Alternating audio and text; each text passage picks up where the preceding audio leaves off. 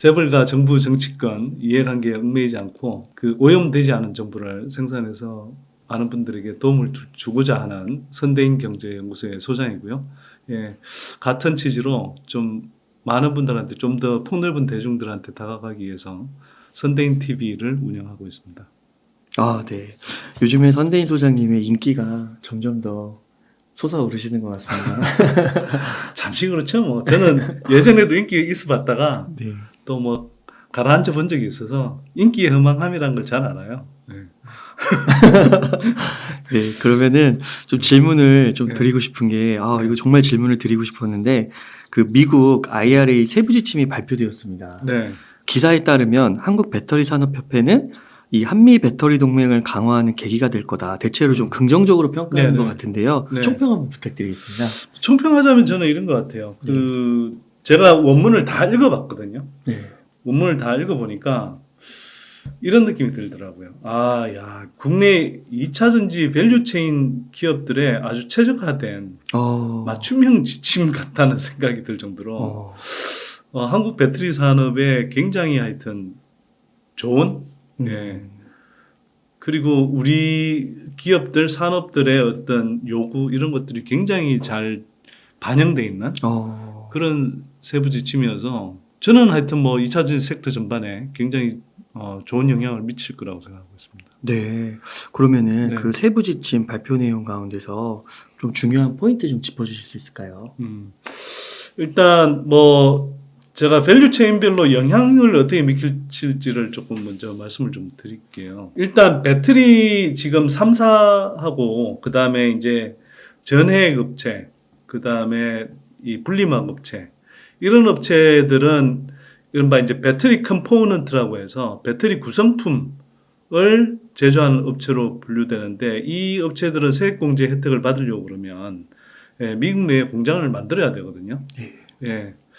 그래서 그만큼 이제 뭐 투자를 해야 되지만 한편으로는 그만큼 미국 정부가 세액공제 혜택을 확실히 주겠다. 이런 이제 내용으로 돼 있고요. 그래서 배터리 3사, 그 다음에 분리막 업체, 전해액 업체들은 아마 미국에 이제 진출을 해야 될 가능성이 높고 대신에 그만큼 세액공제 혜택을 충분히 받는다. 그래서 결국은 미국 정부의 그 세액공제 형태의 이제 보조를 받아서 이익단이 크게 늘어나는 형태가 될 거다.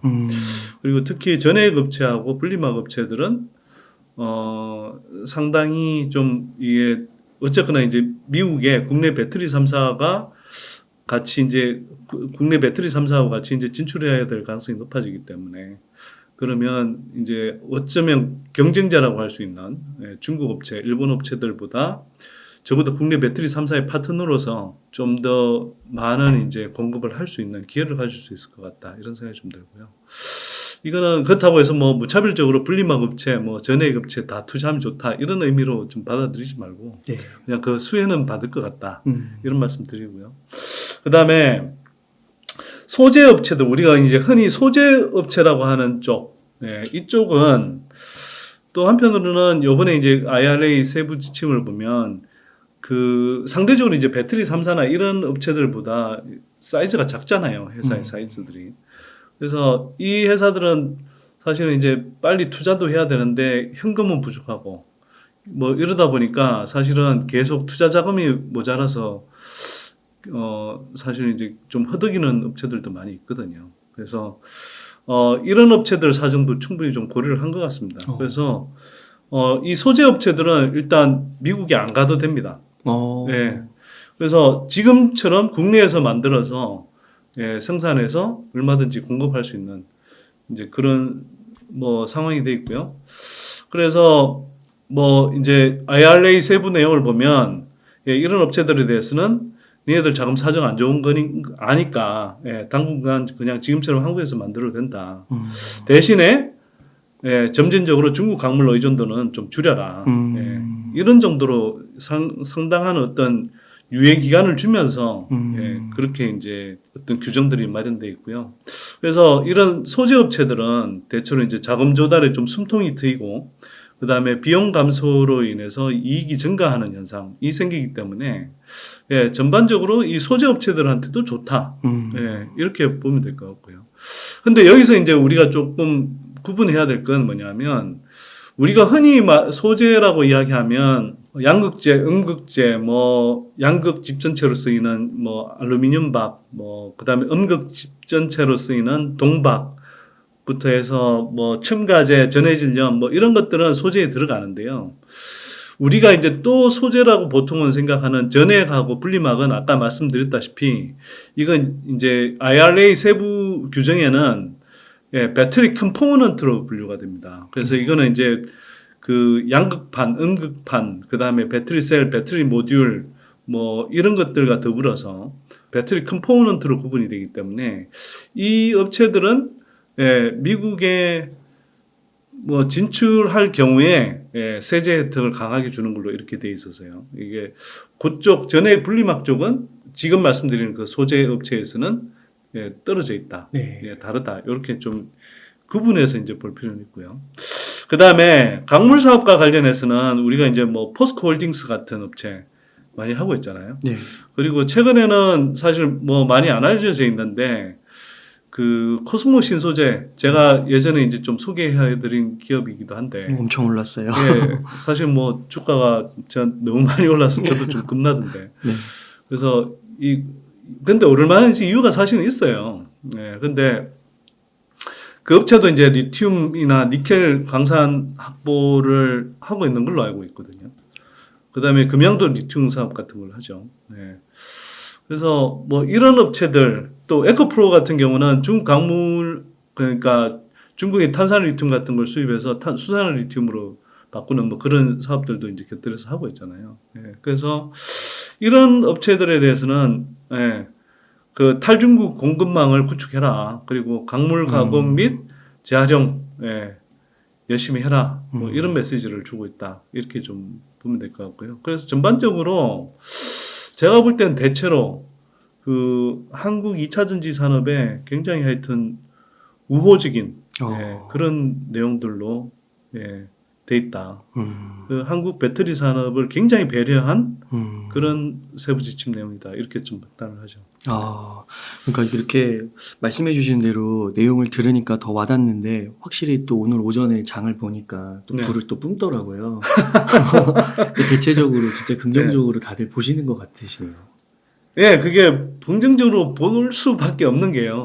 뭐 긍정적으로 안 볼 이유가 없죠. 예. 예, 그냥 그 사실 미국은 이게 꼭 한국 배터리 산업을 배려한다 이것뿐만 아니라 물론 배터리 산업을 배려하는데 그 아까 저 한국 배터리 협회라고 했나요? 예, 한국 배터리 예, 그래서 산업협회. 예, 이른바 이제 한미 배터리 동맹 예, 이라는 표현을 쓰는데 그 사실은 진짜 동맹이라고 볼 수도 있을 것 같아요. 이 동맹이라는 것은 한편으로는 거대한 에너지 전환을 해야 되고 예, 거기에서 이제 전기차 확산 그러니까 친환경차의 확산이 이제 필요하고 그러기 위해서 이제 미국이 대대적인 세액 공제 혜택을 주면서 이제 그 진행을 하는데 그 과정에서 한편으로는 중국을 견제하고 또 한편으로는 자국의 이제 어떤 투자와 고용 촉진을 유도하는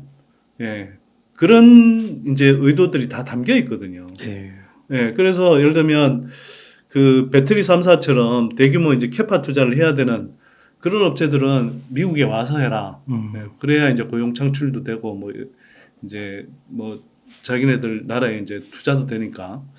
그리고 또 한편으로는 이제 그 중국에 대해서는 광물 의존들을 일단 뭐 당장 중국이 이제 전 세계 광물 공급망을 거의 뭐 광물 공급뿐만 아니라 이제 뭐 이제 세부 규정에는 이렇게 되어 있습니다. 뭐 추출, 가공, 그다음에 이제 폐배터리 재활용 뭐 이런 식으로 되어 있는데 적어도 이제 추출과 가공 쪽은 중국이 굉장히 많이 이제 장악하고 있기 때문에 그걸 한꺼번에 탈피할 수는 없잖아요. 그래서 이제 그 시간을 주지만 한국 배터리 산업 쪽에는 그 서서히 이제 그 준비를 해서 탈중국 할 수 있는 공급망을 예, 갖춰가면서 하여튼 이제 사업을 하라 이런 이야기를 하고 있는 거죠. 네. 뭐 전액, 분리막, 소재업체, 뭐 광물 모든 영역에 걸쳐서 가지고 지금 네. 다 상승을 하고 있더라고요. 정말. 아니 그럴 수밖에 없어요. 예. 내용을 뜯어보면 그걸 내용을 이해를 못하면 몰라도. 네. 근데 이제 그 한국 언론들이 이제 이런 거잖아요. 저는 기자 생활을 해봐서 아는데 그걸 쓰는 기자들은 대체로 이제 국제부 기자이거나 또는 뭐 이제 그 현지 이제 특파원들이거나 네. 뭐 이런 분들이 쓰실 거란 말이에요. 사실은 뭐 국내 기자분들 중에서도 아직 뭐 이렇게 2차 전지 산업의 어떤 성장 잠재력을 잘 모르는 분들이 많은데 그 국제부에 계속 국제부 중심으로 계셨다고 하면 사실 이 내용을 잘 모르실 거란 말이에요. 그래서 이 세부 IRA 세부 지침의 어떤 의미를 제대로 이해하려면 그 세부 지침의 어떤 내용 원문을 또 가랑하면 잘 보셔야 되지만 한편으로는 그 이 배터리 산업에 대한 제대로 배터리 밸류 체인에 대한 이해 그리고 특히 한국 내 배터리 밸류 체인 기업들의 어떤 상황 이런 것들을 잘 이해하지 않으면 이게 실제로 어떤 혜택을 주는지 또 어떤 긍정적인 영향을 미치는지 이게 좀 파악하기가 좀 힘든 것 같아요. 네. 그래서 기사들이 제가 볼 때는 뭐 아주 잘 설명한 기사들이 좀 드물긴 하더라고요. 네, 그래서 영어 실력이 되신 분들은 가능하면 직접 원문을 한번 읽어보시면 좋을 것 같고요. 뭐 그렇게 안 된다 하더라도 전반적으로 뭐 제가 드리는 말씀이나 이런 것들을 좀 참고하셔서 전반적으로 굉장히 하여튼 긍정적인 효과를 가지는 발표안이다 이렇게 좀 보시면 될 것 같습니다. 그럼 소장님께서 네. 뭐 한 1, 2개월 전에 출연해 주셔서 네. 2차 전지의 미래를 이렇게 긍정적으로 봐주셨는데 오히려 그때보다도 더 좋다고도 볼 수가 있는 거죠. 계속 좋은 방향으로 가고 있는 거죠. 네. 이게 정말 얼마나 말씀을 드려야 이걸 사람들이 이 거대한 변화의 흐름을 이해하실지 모르겠는데요. 그러니까 우리가 주식 투자라고 하면 많은 분들이 물론 결과적으로는 최종적으로는 이제 어떤 그 기업을 골라서 투자해야 되긴 하는데 그 기업을 그냥 무슨 뭐 어떤 재무지표를 보고 고른다거나 또는 심지어는 그 뭐 단타 매매하거나 테마성 투자하는 분들은 주가 흐름만 보고 고르는 경우들도 많이 있거든요. 네. 그러니까 그렇게 투자하면 뭐 돈을 잃기도 쉽고 뭐 번다 하더라도 그냥 푼돈부리밖에 안 되는 거죠. 근데 정말 어마어마한 기회들이 생겨나는 것은 이게 세상의 변화를 읽고 그 속에서 메가 트렌드인 어떤 산업이 있다고 하면 그 산업 속에서 굉장히 가파르게 성장하는 그런 기업들을 골라내면 되는 거거든요. 네. 근데 지금 한국에는 아직도 이 잠재력을 잘 모르시는데 한국은요. 제가 그냥 이게 산업의 구조적인 흐름을 제가 좀 설명을 드릴게요. 그 한국은 이제 우리가 뭐 60년대, 70년대부터 이제 경제 개발을 시작해서 80년대 후반까지는 고속성 10%대 넘나드는 고속 성장을 했고요. 그다음에 90년대 초중반까지도 한 7%대 이상의 상당히 높은 성장률을 기록하다가 외환위기로 한번 꼬꾸라지고 그다음부터 이제 중저성장 단계에서 이제는 2008년 금융위기 거치고 최근으로 오면 올수록 사실은 뭐 2%대 저성장 모드가 거의 뭐 고착화되고 있잖아요. 근데 앞으로 이제 인구 감소 효과라든지 이런 것들을 생각하면 사실은 이렇게 저성장 모드로 갈 가능성이 높거든요. 네. 원래는. 근데 2차 전지가 이제 굉장히 중요한 변수로 지금 떠오르고 있는데 어쨌거나 그러다 보니 기존의 어떤 산업의 흐름들이 우리는 특히 경제 개발 단계에서부터 계속 뭐 이른바 이제 중화공업부터 해서 중후장대한 설비 투자 위주의 그런 산업들이 많이 발달했죠. 그리고 이런 것들이 사실은 경기 변동성이 굉장히 강합니다. 그래서 우리가 한국 경제가 한참 이제 가파르게 성장할 때는 이 산업들이 뭐 경기 순환 흐름은 있다 하더라도 큰 흐름에서 보면 큰 흐름에서 보면 경기 순환 사이클을 그리면서도 가파르게 우상향하는 성장 산업의 면모를 보인 측면이 있어요. 네. 그런데 이제는 한국이 전반적으로 산업적으로 보면 그런 경기 순환 섹터들이 그렇게 우상향하는 섹터들이 아니거든요. 사실 그래서 한국의 주력 산업들 예를 들어서 뭐 반도체는 약간 좀 다르지만 뭐 예를 들어서 뭐 기계, 철강, 화학, 뭐 조선은 이제 뭐 최근에 조금 실적이 회복되는 조짐이 있긴 합니다만 어쨌거나 뭐 조선 기계, 철강, 화학, 뭐 자동차도 마찬가지고요. 기본적으로 다 경기 순환주에 가깝단 말이에요. 네. 예. 그러면 이 국내 그동안 이제 국내 산업의 성장을 이끌어온 이 기업들을 보면 이 주력 기업들이 대체로 지금 정체 내지 쇠퇴 상태에 들어간 기업들이 되게 많아요. 네. 근데 그런 기업들이 사실 이제 성장을 안 하니까, 예, 뭐, 흔히 말하는 이게 뭐 그냥 어떤 가치 지표 이런 것들로 보면 되게 싸 보이거든요. 근데 싼 이유가 있어요. 성장을 안 하니까요. 네. 기업이 성장 안 하는데 그 미래에 대한 비전을 보여주지 못하는데 그 회사들의 주가가 쉽게 올라가겠습니까? 네. 근데 이런 상황에서 한국 산업이 사실 좀 정체되고 있는 상황에서 그나마 지난 30년 동안 그 한국의 어떤 산업을 전반적으로 이렇게 이끌어오고 한국의 이제 어떤 첨단 산업화를 이끌어왔던 게 이제 국내 반도체 산업이잖아요. 이 반도체 산업의 그 역할은 굉장히 어마어마했다고 생각해요. 그리고 앞으로도 상당히 계속 지속적인 영향을 미칠 거고. 근데 이 반도체 산업도 이제는 일정한 성숙 단계에 사실 온 거죠. 그 사이클을 그리면서도 우상향 하긴 하겠지만 네.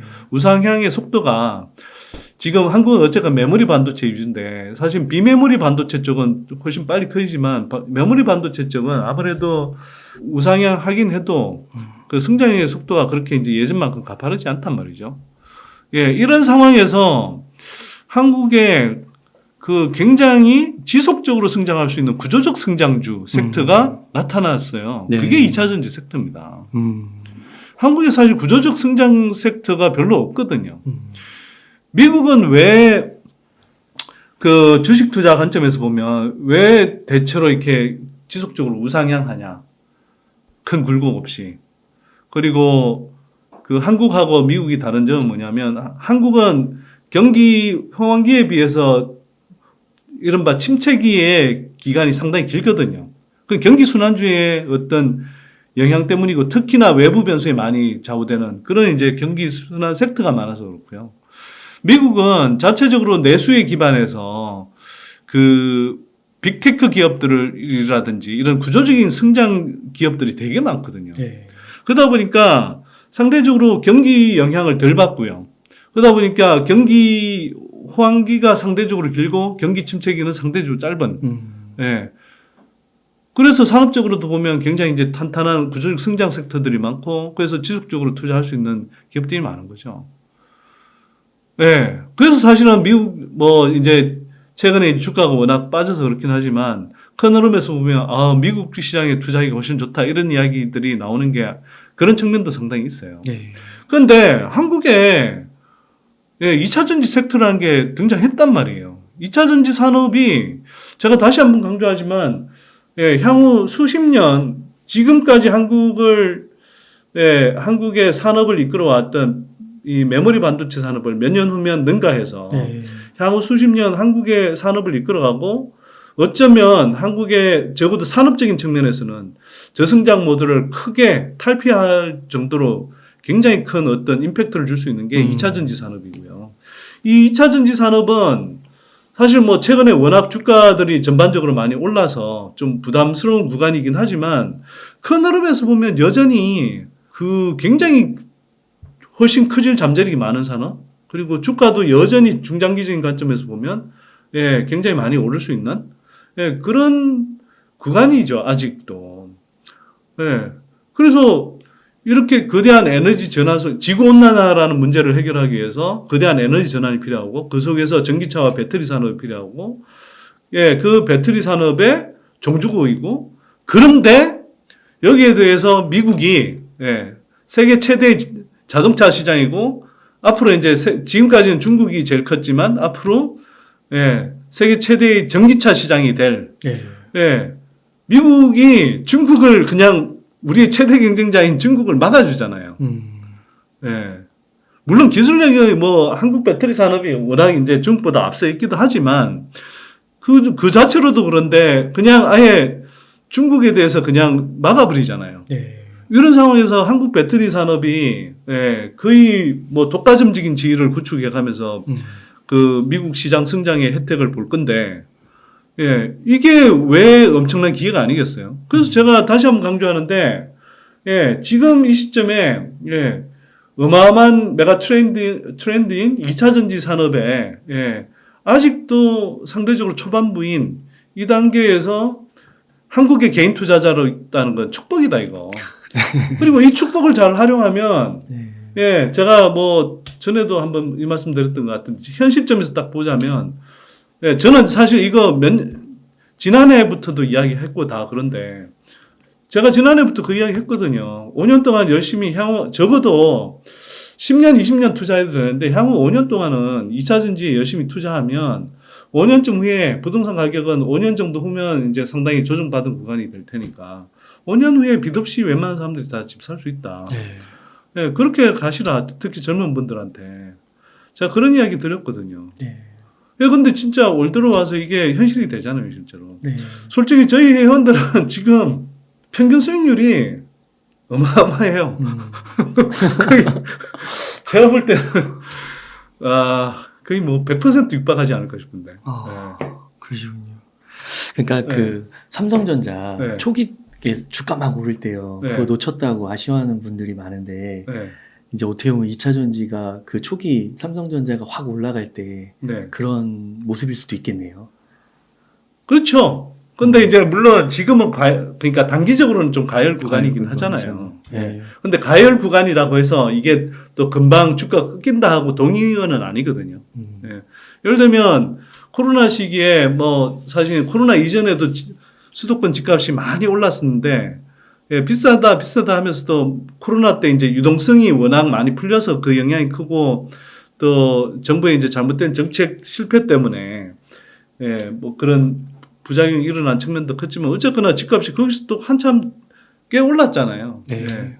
예, 그렇기 때문에 뭐 지금 과열돼 있다고 해서 그 막 주가 금방 꺾인다는 이야기하고 동의어는 아니고요. 네. 그다음에 2차 전지 안에서도 사실 잘 보면 예, 덜 오른 기업들이 꽤 많아요. 네. 예, 물론 덜 오른 기업들 중에는 덜 오를 만한 이유가 있는 것도 있고 또 한편으로는 아직 이제 순번이 안 돼서 이제 순번이 돌아올 차례인 것도 있고 뭐 좀 여러 가지 섞여 있죠. 예, 그래서 그런 걸 좀 봐야 될 것 같고요. 어쨌거나 제가 좀 말씀드리고 싶은 건 예, 2차 전지에 여전히 예, 투자하면 좋다. 예, 그리고 중장기적인 관점에서 투자하는 것은 좋다. 네. 예, 근데 단기적으로는 좀 가열 구간이기 때문에 예, 단기적으로는 조금 신중하실 필요가 있고 충분히 그래도 스스로 이제 충분히 공부하신 다음에 밸류에이션 측면에서 그래도 좀 합리적인 수준으로 판단해 볼 수 있는 그런 기업들 또는 기술적으로 상당한 어떤 진입 장벽을 구축하고 있는 기업 뭐 이런 기업들 위주로 보시는 게 좋긴 하죠. 네. 그 조금 저평가 받고 있는 기업은 좀 뒤에서 한번 여쭤보기로 하고 네. 그러면 단기적 과열이라고 좀 표현을 하셨는데 네. 이 부분에 대해서 한번 좀 질문을 드리겠습니다. 그러니까 요즘 미디어를 보면은 2차 전지 주식의 이 급등에 대해서 좀 부정적으로 말씀하시는 분들도 있더라고요. 네. 그러니까 지나치게 고평가되었다는 건데 대표적으로 지난주에 그 모건 스탠리에서 네. 에코프로비엠 주가 반토막이 적정가다. 네. LNF가 더 매력적이다. 네. 그래서 에코프로비엠은 비중을 축소하고 네. 근데 목표가가 13만 원인데 현재가보다 한 40% 이상 낮더라고요. 40%까지 떨어져야 되는 건가. 모건 스탠리가 아마 네. 상당히 의도가 있었던 것 같아요. 아, 어떤 의도냐 하면 네. 제가 안 그래도 오늘 마침 그 기사를 딱 봤는데 네. 에코프로비엠 매도를 외친 모건 스탠리가 네. 고매도 잔고가 굉장히 많았던 걸로. 아. 네. 그래서 오. 예. 그렇게 돼 있네요. 오늘 기사를 보니까 그러네요. 예. 아니, 그 28일 기준으로 네. 이 기사 보니까 그런데요. 28일 기준으로 에코프로비엠의 공매도 잔고 대량 보유자는 모건 스탠리와 골드만삭스로 나타났다. 예. 아니 그 지난 20일부터 27일까지 3월 20일부터 27일까지인데요. 네. 예, 그 모건 스탠리, 골드만삭스 이 외국계고요. 그다음에 국내에서는 한국투자증권이 대량 보유자로 이름을 올렸다 이렇게 기사가 돼 있네요. 그래서 근데 여기서 한 가지 좀 질문을 드릴 게 이런 굵직굵직한 네. 증권사들이 네. 그런 식으로 약간 자기들 이제 포지션이 그런 쪽으로 취한 다음에 보고서를 내고 막 그런 경우가 많은가요? 많죠. 아, 많아요? 네. 정말 그렇게 개인 투자자들 농락하는 경우들 되게 많고요. 예를 들면 자기네들이 많이 갖고 있는 주식 이런 것들은 계속 띄우는 방향으로 이야기를 하고 또 한편으로는 자기네들이 이제 많이 안 갖고 있어서 그 많이 안 갖고 있을 때 이렇게 롱보다는 숏 포지션을 취해야 되잖아요. 그래서 공매도 때리고 싶은 데는 공매도를 또 많이 쳐놓은 데는 예, 부정적으로 이야기할 수밖에 없죠. 거기 자기네들이 숏을 쳐놨는데 공매도를 쳐놨는데 이게 이제 주가가 막 올라가 버리면 숏 커버링을 해야 되잖아요. 네. 예, 그러면 엄청난 손실이란 말이에요. 실제로 지금 그 공매도 대량 잔고를 갖고 있는 한국투자증권 여기 지금 나와 있잖아요. 여기는 제가 한 달 전쯤 들었던 이야기인데 그 내부적으로 예, 공매도 손실이 어마어마해서 예, 굉장히 큰 곤욕을 치렀다고 하더라고요. 예, 그 관련자들도 굉장히 이제 페널티를 많이 받은 걸로 저는 알고 있고. 그러니까 이런 식으로 하는 거죠. 근데 한국투자증권이 이게 뭐 공교로운 건지 모르겠는데 한국투자증권의 2차전지 리포트 중에 에코프로비엠 리포트를 보면 예, 추정치를 가장 어떤 증권사보다도 보수적으로 잡아요. 실적 추정을. 그렇구나. 제가 뭐 지난번에도 말씀을 네. 드렸는데 에코프로비엠 매출이 올해 최소 저는 10조 정도 나온다고 보거든요. 네, 6조로 잡고. 네, 근데 6조 원대로 올 초에 잡았다가 그나마 이제 막 하도 이제 뭐 실적 좋아질 시그널 나오고 주가 올라가니까 7조 원대로 바꾸긴 했는데 아니 근데 그 증권사의 그 해당 애널이 지난해 에코프로비엠 5조 3천억 이상 매출 올릴 때 지난해 연초에 예, 2조 원 후반대 매출 추정을 했단 말이에요. 예, 뭐 그 애널만 그런 건 아니고 다른 애널들도 뭐 2조 원 후반대, 3조 원 초반대 정도를 했는데 아무도 반성문을 안 썼잖아요. 근데 어쨌거나 계속 그렇게 지속적으로 이상하게 예, 너무나 낮은 아니 그러니까 상식적으로 좀 잘 이해가 안 되잖아요. 이게 구조적으로 성장한 섹터이고 그 기업을 웬만큼만 알면 뭐 쉽게 추정할 수 있는 웬만한 어떤 실적 추정대가 있는데 예, 그걸 한참 벗어난 실적 추정을 예, 그 증권사들이 거의 균일하게 다 과소 추정을 지속적으로 하고 있다는 거. 이건 뭔가 그 증권사들의 예, 어떤 이해관계하고 저는 맞물려 있을 가능성이 굉장히 높다 생각합니다. 근데 이번에 모건 스탠리도 외국계 중에서는 예, 에코프로비엠 공매도 이 잔고 물량이 가장 많은 예, 업체로 나온 거잖아요. 그럼 이건 그렇게 그런 리포트를 낸 거는 기본적으로 어떤 의도가 있다고 봐야 되는 거죠. 그렇군요. 그러면은 에코프로비엠이 그 43% 이상 하락해야 된다고 했는데 네. 이건 약간 터무니없다. 저는 터무니없다고 생각하죠. 그냥 이 이야기 한번 드려볼게요.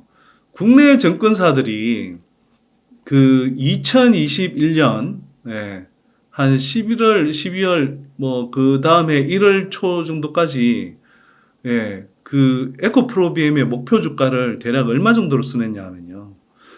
예, 대략 한 16만 원, 17만 원, 18만 원 이랬어요. 그때 근데 에코프로비엠이 예, 매출이 어느 정도였냐 하면 제가 이거 보면서 말씀드릴게요. 네. 에코프로비엠이 2021년 연간 실적이 예, 1조 4,856억에 영업이익 1,150억이었습니다. 네. 예. 그런데 1,150억일 때 영업이익 1,150억 나올 때 그리고 이 증권사 애널리스트들이 대략 뭐 지난해 에코프로비엠의 실적 추정을 2조 원 후반대로 하고 영업이익을 한 2천억 전후 수준으로 할 때 그때 17만 원, 18만 원을 불렀단 말이에요. 그러면 당시 지금 시총 기준으로 하면 이때 영업이익에 대략 한 100배 정도 되네요. 100배. 네. 한 80배? 네. 80배, 뭐 70배, 80배, 90배 되는 예, 밸류에이션을 줘서 그때 목표 주가를 다 그렇게 제시했단 말이에요. 국내 증권사들이. 근데 그러면서 그때 그 사람들이 자기네들이 와 이건 너무 밸류 많이 준다 이렇게 이야기한 줄 아세요? 이렇게 구조적인 성장 산업의 선두주자인 이런 그 1등 업체, 1등 양극재 업체한테 이 정도 밸류에이션 주는 건 충분하다. 심지어 어떤 표현을 했었냐 하면 그 당시에 another level 이런 표현도 썼고 대체 불가 이런 식의 정말 어찌 보면 굉장히 막 자극적인 이미 주가가 그때 단기적으로 되게 많이 올라 있을 때거든요. 근데 그때는 그랬단 말이에요. 근데 그때 이후로 어떤 현상이 생겼냐. 지난해, 그 각 정권사들의 그런 보수적인 추정을 완전히 이렇게 물먹이는 수준으로 어마어마한 성장을 했어요. 지난 한 해 동안 거의 3점 몇 배 성장했거든요. 매출이. 네. 영업이익도 마찬가지고.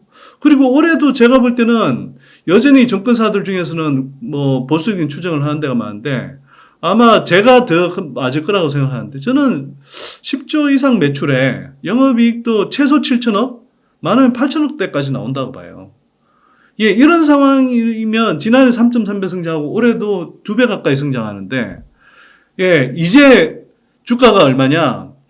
그때 영업이익 1,100억 나올 때 1,100억대 나올 때 그때 주가 17만 원, 18만 원 불렀었는데 이제 22만 원 됐다고. 이게 엄청 비싸다. 그 사이에 1,100억대인 영업이익이 이제 올해는 7천억, 8천억대를 바라보고 있는데 겨우 주가 자기네들이 그 당시에 불렀던 주가보다 20% 정도 더 높은 수준으로 왔는데 실적은 몇 배가 늘어났습니다. 네. 6배, 7배씩 늘어나고 있는 상황인데도 그러네요. 이게 지금 갑자기 고평가다? 고점이다? 과열이다? 이거는 어떤 이해관계가 있지 않는 한 그러네요. 있을 수가 없는 평가예요, 이게. 와, 그렇구나. 근데 이렇게 말이 안 되잖아요. 그러니까 그냥 제가 이건 합리적인 의심을 할 수밖에 없는 게 그때까지는 자기네들도 에코프로비엠 들고 있다가 지난해 어느 단계에서 팔아먹은 거예요. 네. 팔아먹고 나서 그 다음에 이제 팔아먹으면서 공매도도 많이 쳤겠죠. 지난해 이제 계속 주가지수 전체적으로 이제 조정을 받는 구간이었으니까. 그러니까 이제 그나마 2차 전지가 버티고 있었고, 그러니까 상대적으로 2차 전지는 안 떨어진다고 하면서 공매도 밸류에이션 따지지 않고 공매도 엄청 때렸겠죠. 실적 성장하는 거 상관없이. 그러니까 실제로 지난해 에코프로비엠이 실적이 3점 몇 배 성장하는 동안 주가가 오히려 떨어졌다니까요. 연초 대비 연말에. 그러니까 그렇게 생각할 수밖에 없는 거죠. 자기네들이 물량을 많이 갖고 있을 때는 막 정말 장밋빛 현상을 불러일으키면서 지금 뭐 관점이라면 상상할 수 없는 그런 수준의 막 고밸류를 부여하면서 더 간다 이렇게 이야기했던 기업 정권사들이 이제는 정반대로 훨씬 더 실적이 좋아졌는데 6배 이상 좋아지는 구간이 뻔히 보이는데 거기에서 지금 이제 자기네들이 불렀던 목표 주가보다 겨우 20% 많아봐야 한 30%더 올랐다고 이거 엄청난 고평가고 과열이고 이런 식으로 말하는 게 되냐고요. 그 당시에 한국투자증권 아까 지금 공매도 대량 잔고 때렸다는 그 공매도 가장 많이 친 한국투자증권 그 창구 그 증권사의 경우는 그때 에코프로비엠에 대해서 2022년도 아니고 2023년 지난해 초에 낸 보고서에서 지난해 그 에코프로비엠 실적이 아니라 올해 실적 2023년의 실적에 72배를 주고 그걸 목표 주가로 제시했다고요. 만약 올해 72배를 준다면 에코프로비엠이 지금 얼마를 가야 되겠어요? 지금 에코프로비엠 주가가 영업이익의 배수로 한 25배 정도 되거든요. 아마 퍼로 따지면은 한 30배 정도 될 겁니다. 그런데 72배를 준다 그러면 이거보다 최소 더블 이상 더 올라야 된다는 이야기잖아요. 근데 그때는 그랬다가 왜 지금 훨씬 더 실적이 분명해지고 더 커지는데 지금 왜 고점이라고 부르냐는 거죠. 이게 꼭 한국투자증권이 그렇다라는 게 아니라 증권가의 어떤 분위기가 그러네요. 왔다 갔다. 그러니까 황당하다니까요, 제가. 제가 볼 때는 에코프로비엠 지금 오른 건요. 지난해 그렇게 억눌려 있던 거 한참 올랐어야 될 걸 이제 뒤늦게 반영하는 거고요. 이제 그나마 조금 워낙 저평가돼 있다가 조금 합리적인 구간 정도로 들어간다? 이렇게 봐야 될 거예요. 예. 아직도 제가 볼 때는 아니 한번 생각해 보세요. 이렇게 크게 성장하는 구조적 성장주고 그리고 왜 에코프로비엠이 프리미엄을 받아야 되냐면 가장 전기차 생산원가의 40%가 배터리고 그다음에 배터리 생산원가의 45%가 양극재잖아요. 양극재에서 세계 1등하는 업체라니까요. 이 업체가 그러면 프리미엄을 받아야 되는 거 아닌가요? 그렇죠. 예. 더구나 북미 시장이 이제 앞으로 커지잖아요. 그러면 여기서 가장 큰 수혜를 볼 양극재 업체이기도 하거든요. 네. 아니 근데 이 업체가 지금 영업이익 멀티플 한 25배를 받는다? 이게 그렇게 고평가입니까 이게? 네. 네. 한 뭐 40배, 50배나 가고 이야기하면 모르죠.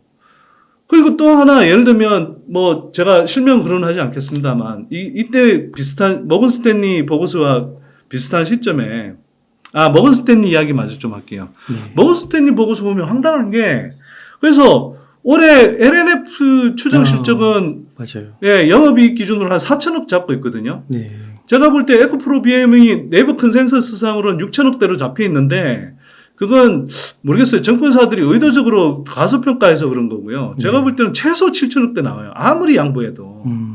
그럼 7천억대 4천억이면 그 다음에 향후 캐파 계획을 봐도 에코프로비엠이 LNF보다 최소 한 60, 70% 정도 많단 말이에요. 2027년 기준으로.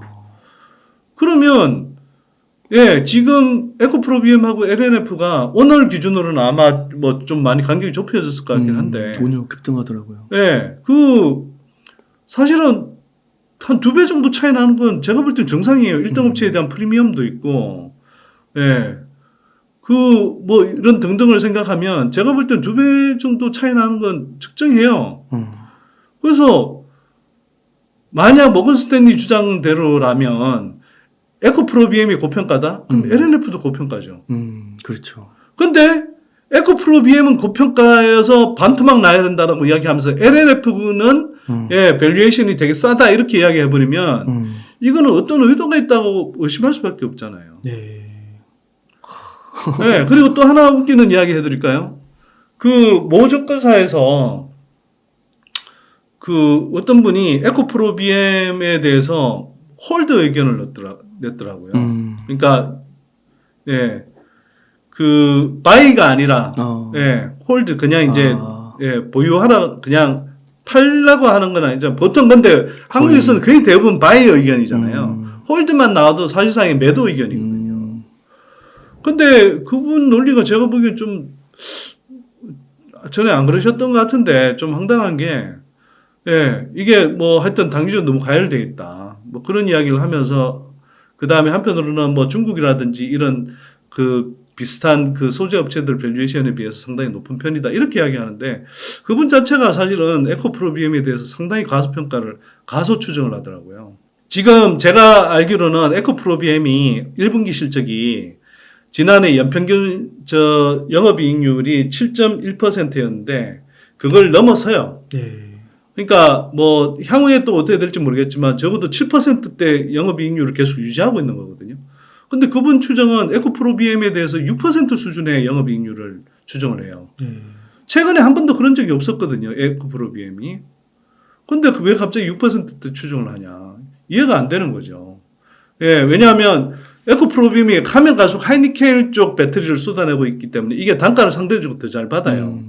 그 다음에 여초에 비해서 지금 환율이 상대적으로 조금은 더 올랐기 때문에 환율효가 더 번단 말이에요. 환율도 보는 거고.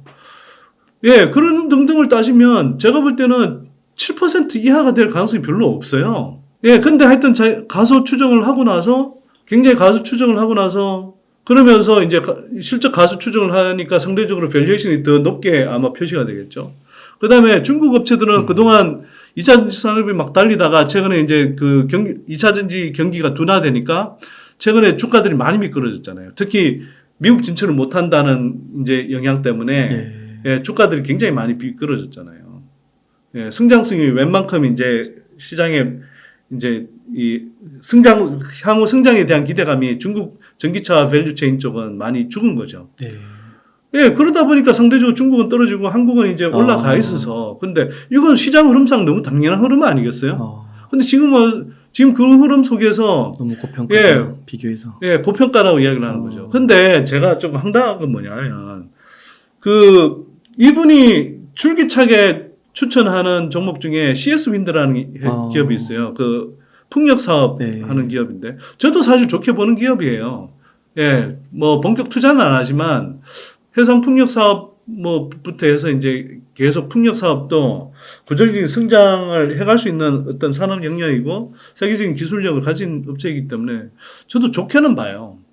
그런데 그렇다고 해서 지금 배터리 산업이 훨씬 더 빨리 성장하거든요. 성장 속도로 보면. 그리고 그 산업 안에서 양극재 에코프로비엠은 향후에 지금부터 한 10년 정도 더 지나면 뭐 매출이 기본적으로는 100조가 넘어갈 회사거든요. 예. 근데 그런 회사에 멀티플을 더 많이 주는 게 맞지 않겠어요? 그렇죠. 그리고 성장 속도도 지난해 3점 몇 배 성장했고 올해도 90% 이상 성장을 회사하면 보통 멀티플은 이런 회사가 더 많이 주거든요. 근데 CS 윈드 같은 회사는 지금 시총이 3조인데 예. 목표 주가를 12만 원을 쓰는 애거든요. 그러면 시총을 대략 한 5조 5천억으로 잡는데 이 회사의 영업이익이 올해 추정 영업이익이 한 1,200억 이 정도 돼요.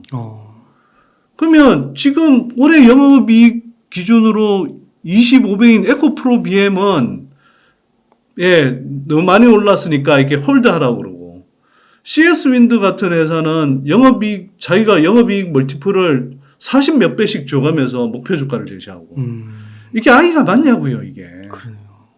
아니 그래서 물론 제가 이렇게 이야기한다고 해서 뭐 모든 2차전지 섹터가 뭐 다 그냥 아직 합리적인 가격 수준이라고 이야기하는 게 아니고 아까도 분명히 가열되어 있는 구간도 있고 특히 뭐 이렇게 리튬 관련주라든지 뭐 그다음에 일부 뭐 폐배터리 리사이클링 관련한 기업들이라든지 이런 기업들 중에 그다음에 전고체 테마 이런 쪽은 제가 볼 때 뭐 모든 기업이 다 그런 건 아니에요. 그 섹터 안에서도 뭐 기업들이 좀 다르긴 합니다만 실체 이상으로 부풀려져서 엄청 올라간 기업들도 꽤 있어요. 네. 그런데 이게 어쨌거나 이제 지금 2차전지 섹터 안에서 가장 특히 소재 영역에서 가장 대표적인 종목으로 에코프로비엠을 꼽고 있는 거잖아요. 그리고 이걸 자꾸 비싸다고 하는 거고. 근데 그게 아니라는 거죠. 이거는. 그러니까 이거는 정말 어떤 이해관계가 있지 않는 한 뭐 불과 한 1년 반 전만 하더라도 막 퍼 70배까지 줘가면서 엄청나게 막 띄웠던 회사를 지금 영업이익 멀티플 25배 순이익 기준으로 그러니까 퍼 기준으로 대략 한 30배 정도로 추정되는 이 구간에서 이게 엄청나게 비싸다라고 왜 이야기를 하는 건지. 더구나 지금 한국 배터리 기업들이 막 이제 북미 시장이 열려서 퀀텀 점프할 수 있는 바로 초반부에 왜 이런 엉뚱한 소리들을 해야 되는지 진짜 이해를 못 하겠어요. 이거는 그냥 정말 증권사들이 자기네들 공매도를 쳐놔서 그거 계속 주가가 올라가면 자기네들 쇼커버링 하느라고 골치 아프니까 그리고 아직 자기네들이 2차전지 물량을 충분히 못 채워서 계속 떨어뜨려서 채우려고 하나? 이런 생각밖에 안 드는 거죠. 멀티플은 진짜 좀 자기 멋대로 막 주는 것 같은 그런 느낌이 확실히 있네요. 아니 그러니까 이게 무슨 증권사 마음대로느냐는 거죠. 어떨 땐 퍼 72배를 줬던 기업을 지금 도대체 뭐 얼마나 어마어마한 지금 뭐 밸류에이션을 받고 있다고. 와, 이 물밑에서 소리 없는 총성이라고 해야 될까요? 막 이런 걸 주고받고 있는 것 같네요. 지금 엄청나게. 근데 이게 대부분의 일반 개인 투자자들은 이런 흐름들을 잘 모른단 말이에요. 뭐 저희 같은 사람들이야 이제 그 유시 보니까 이 사람들 이상하네 이런 느낌이 드는 거지만 일반인들은 모르니까 그게 진짜 휘둘릴 수 있단 말이에요. 그러니까 뭐 제가 이 말씀 다시 드리는데 기관들하고 개인들은 같은 입장이 아니에요. 지금 특히 한국에서 기관 투자자들은 인센티브 구조가 잘못돼 있어요. 예. 이 사람들은 기본적으로 분기별로 평가를 받거든요. 뭐 빠른 경우는 뭐 한두 달 만에 이렇게 자산 운용 성과를 평가받기도 해요. 그러면 이 사람들은 맨날 샀다 팔았다 해야 되거든요. 네. 그리고 모멘텀 플레이를 하죠. 예. 진짜 실체 없는 그냥 판타지 소설에 가까운 뭐 챗GPT 같은 거. 미국에서는 그게 그나마 이렇게 산업적으로 연결되는 기업들이 있지만 한국에서 챗GPT 가지고 지금 돈 벌 수 있는 인공지능 기업이 얼마나 있겠어요. 제가 볼 땐 거의 없다고 단언합니다, 솔직히. 로봇도 실적으로 실체가 나올 수 있는 뭐 기업들이 제가 볼 때는 두세 개밖에 안 되고요. 네. 정말 그리고 실적 성장의 폭도 굉장히 제한적이에요. 예. 그런 업체들은 막 띄우잖아요, 몇 배씩. 그런 거 이렇게 뭐 그때마다 막 그럴듯하게 사람들 혹하게 만들어서 띄우고, 그 다음에 고점에서 자기네들은 딱 포지션 정리하고, 그리고 다음 거 밀고. 한번 생각해보세요. 지금도 뭐, 지난해 당장 승행했던 뭐 태조 이방원부터 해서, 올해도 그 전에 뭐 메타버스 테마, 그런 거 한번 보세요. 그런 거 다 테마였죠. 실체가 없어요.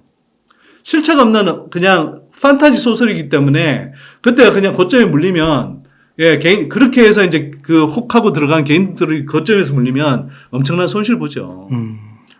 근데 2차전지 섹터는 안 그러는 거예요. 2차전지 섹터는 구조적으로 성장하기 때문에 고점이어도, 그리고 뭐 아주 최악의 경우, 예, 과열된 구간에서 고점에 샀다 하더라도 자기가 엉터리 테마주에 가까운 2차전지 종목. 그런 종목들이 2차전지 안에도 지금 있거든요. 아까 전고체 테마 말씀드렸다시피. 근데 그런 게 아니라 정말 실적이 나오면서 이런 에코프로비언 같은 거 예를 들어서 지금 비싼 게 썼다 하더라도 조정해서 단기적으로 좀 물릴 수 있지만 이거는 또 나중에 또 오른단 말이에요, 결국은.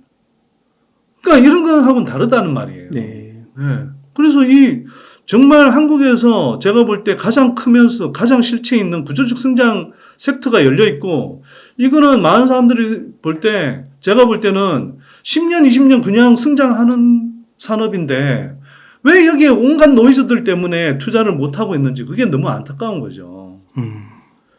네. 네. 이게 그냥 큰 흐름에서 제가 말씀드린 거고요. 이게 뭐 단기 가열권이니까 지금 뭐 들어와서 덥석석석 막 묻지마 2차전지 이렇게 투자하라는 의미는 아니에요. 근데 적어도 지금이라도 예, 2차전 지금 여러분들이 잘 이 잠재력을 모르셨다면 지금이라도 이 방송을 보고 2차전지 섹터가 앞으로 얼마나 커질 수 있고 또 이게 얼마나 여러분들의 부의 수준을 올려주면서 예, 적어도 경제적으로는 노후를 예, 풍족하게 할 수 있는지 그 기회를 예, 지금이라도 그러니까 포착하시라는 거죠. 네.